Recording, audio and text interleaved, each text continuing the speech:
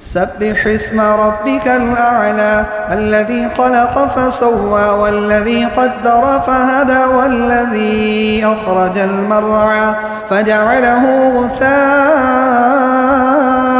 أحوى سنقرئك فلا تنسى إلا ما شاء الله إنه يعلم الجهر وما يخفى ونيسرك لليسرى فذكر إن نفعت الذكرى سيذكر من يخشى ويتجنبها الأشقى الذي يصلى النار الكبرى ثم لا يموت فيها ولا يحيا قد أفلح من تزكى وذكر اسم ربه فصلى بل تؤثرون الحياة الدنيا والآخرة خير